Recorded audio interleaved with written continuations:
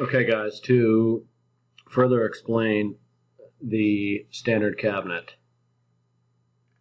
let me zoom in here. So this is a standard cabinet. So when this door opens, there is a metal, just a chrome metal tray in there for cutting boards and cookie sheets.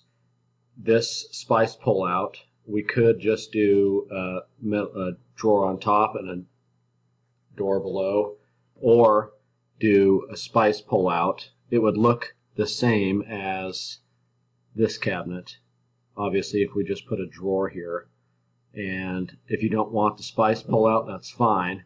You could still keep it, and it would look the same from the exterior.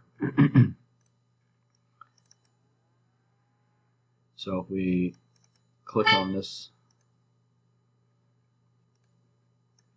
guy here, it's just that little piece inside that is the tray divider. So just a drawer above and a door below. That's what I mean by standard cabinet. But if we went to a 48-inch wide range, because we have a offset here about 9 inches with the flames and the combustible material. So if we push that to 48, I mean, obviously, you know, this whole hood has to be made wider, and we went down that road before and it just got too big for the space.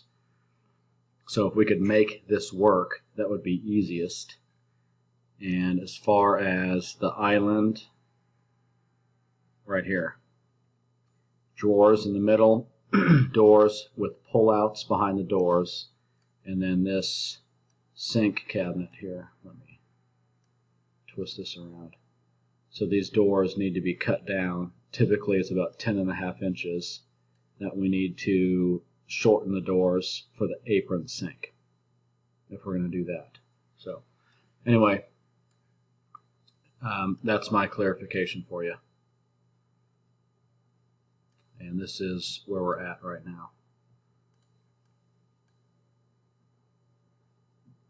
These are all drawers now. Microwave cabinet. This is all paint grade. Just 2 doors down below, similar to that bookshelf you sent me.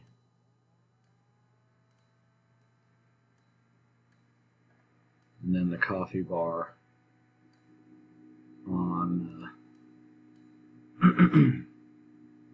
with these panels that come down the side. And there's a wood panel in the back here. All right, thanks.